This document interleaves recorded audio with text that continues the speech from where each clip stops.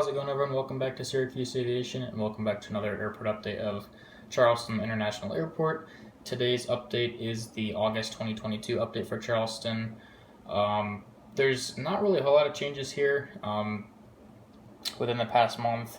The only major thing is that Breeze has just been using a lot more gates, even getting into the Bravo Concourse a little bit here and there, so definitely very interesting there. Actually, there are two other things. I think two new routes with Breeze as well. So Breeze is definitely just absolutely obliterating the market here at Charleston, which is really awesome. Makes this a really unique airport, I think. Charleston is a great airport for Breeze to have a hub at. It's a really interesting airport, really nice airport to say the least, lots of variety. So it's really nice to see that Breeze has kind of taken the lead here in terms of, I guess, the amount of departures. They're definitely kind of obliterating a lot of the other air service here, which is, again, that's really cool. So without further ado, we're going to get started at the Alpha Concourse today. And we're going to start here at gate Alpha 1 with this Breeze Airways Embraer E195. This aircraft will be heading out to Akron. And next up, getting into our little Delta Airlines section now at the Alpha Concourse. At gate Alpha 3 is a Delta Airlines Boeing 757-200. This is a Generation 2 757 with winglets, and this aircraft will be heading out to Atlanta after an arrival from Atlanta. Looking at the schedule today, I did realize that I did see this flight operated on November 553 November Whiskey, which I thought was really cool because I have that model. So I figured, typically I don't choose this model when I do airport updates, like if I just have one Delta 757 in an airport update. I think I typically choose 703 Tango Whiskey for obvious reasons, or the NG model 752, which is November 525 Uniform Sierra. So I figured to get some variety in here, it'd be really cool to use this one. This is actually probably the best Gemini Jets Delta 757, excuse me, with the older mold. I just think the nose looks a little bit better, and the winglets are also, I think, a little bit done a little bit better. So that's kind of why I prefer this one. Aside from that, pretty generic model, but nevertheless a very nice one. So overall for Atlanta, the only real difference from the previous updates is that I have been seeing a few more A321s in the schedule. So I don't know if the Delta 752 is kind of just a summer upgrade for Charleston to Atlanta, or maybe if they're going to do this permanently, but maybe certain frequencies aren't necessarily filling up the 752, so maybe that's why they're downgrading to be a little bit more efficient with the Airbus A321. I don't know for sure, I could be wrong, but it's definitely pretty cool to see some more variety, although I do really like having the Delta 752s here. It's a really unique service to have on a 752, so yeah, looking pretty good there for Atlanta with Delta, so hopefully that route continues to progress and expand in the future. Very excited to see what happens. Next up at gate Alpha 5 is a Delta Airlines Boeing 717-200, or the MD-95. Really nice plane right here. 717 I just think is such a unique plane. It just looks really awesome, and it's very cool to have on a service like Charleston to Detroit. It makes a lot of sense too. The size of the aircraft and the capacity kind of just makes sense for a city like Detroit to Charleston. So really cool to see that here. A lot of 717s flying this route. I want to say there were some other aircraft operating this.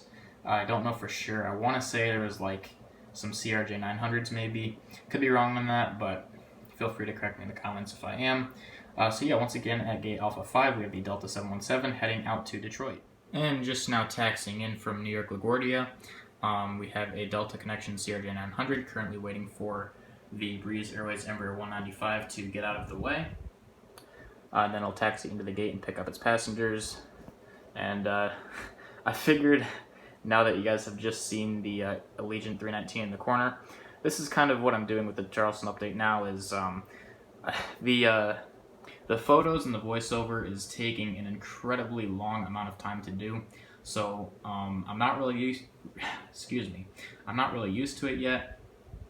I'm hoping I can continue to do that. I think I'm just going to start doing those for Syracuse now, because that's where I actually know a little bit more information, and it's actually worth putting in the extra time, to be able to have more information fill each clip.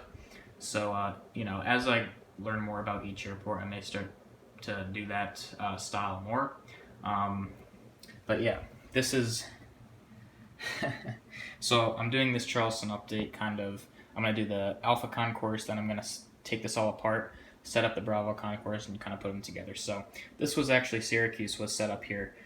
You may have seen the previous airport update was Syracuse. Came out to be almost a half an hour long, 28 minutes and maybe something amount of seconds. I don't remember exactly what it was, but definitely very proud of that. Definitely filling in the airport updates with more information, which I'm very happy about.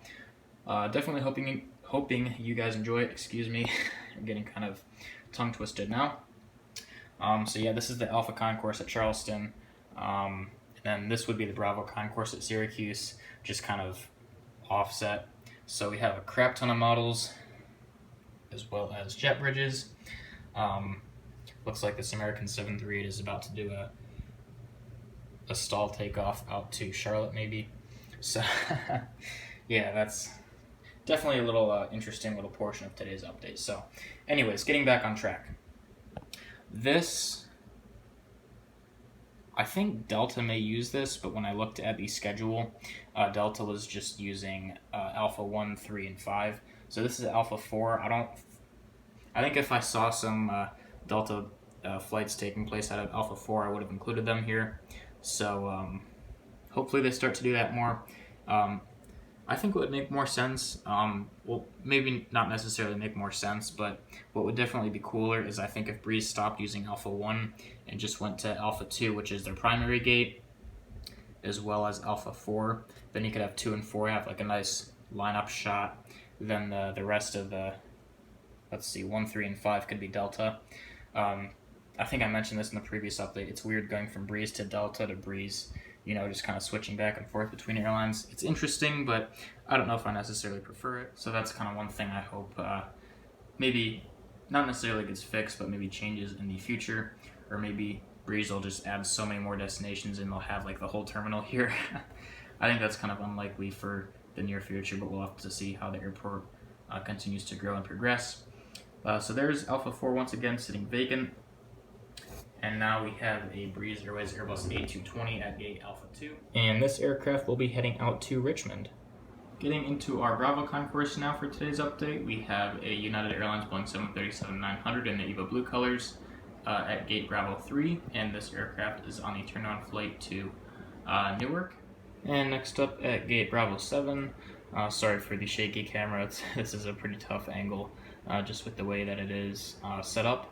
At gate Bravo 7 anyways, we have the American 738 on the turn-on flight to Charlotte Douglas. And then at gate Bravo 9, we have the American Eagle E175 with enhanced winglets.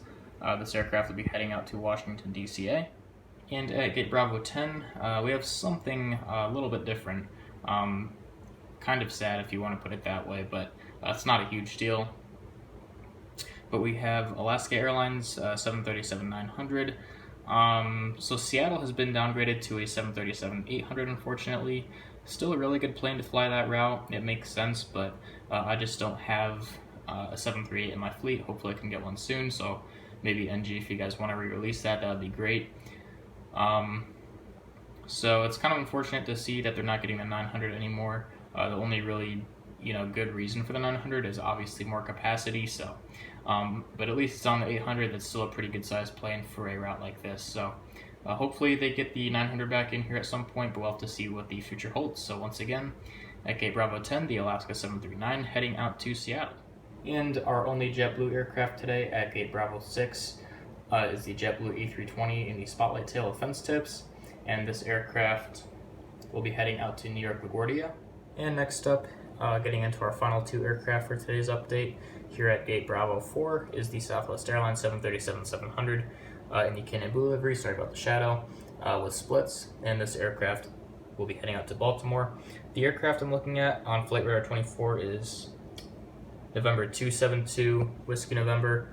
This one is 252, so a little bit off, but the one on Flight Radar suggests that it's still Cannon Blue with splits, so I figured that was pretty cool. So yeah, looking pretty good there for Baltimore. And the final aircraft for today's Charleston update here at gate Bravo 2 is the Southwest 737-700 in the Heart livery with splits, and this aircraft will be heading out to Austin. So that'll conclude today's Charleston update for August. These airport updates, I've probably mentioned this in the past. They're a little bit difficult for me setting them up and taking them all down because I use the same boards for everything. So I'd like to be able to leave some airports just untouched, and all I have to do is move the models. So it is kind of a hassle to set up everything, take everything down, set up more airports, and then take them down right after I'm done filming. It's just a pain. So I'm hoping in the future I can get like some dedicated boards, or like layover layouts. I could maybe get some stuff from them for all of my models, maybe some terminal buildings at some point. We'll have to see, but I feel like if I can get that, it'd be a lot easier, and I think it'd make the updates a lot more enjoyable to film if they're more realistic. So I'm going to strive for that someday. I don't know how long that'll take. It'll probably be a few years at this point, but we'll have to see how things go. It's just kind of at this point, again, it's a little bit more difficult to film everything, if you will, so I apologize for that. But nevertheless, I hope you enjoyed today's Charleston update. More updates coming in the next couple of days, hopefully, for Sarasota, Wichita, and Fort Myers, I believe, are the only ones I have left. So I hope you guys enjoyed today's update. Once again, if you did, please consider liking the video and subscribing to the channel. If you have any questions or comments, go ahead and leave me a comment below. Thanks for watching, and I will see you in the next video.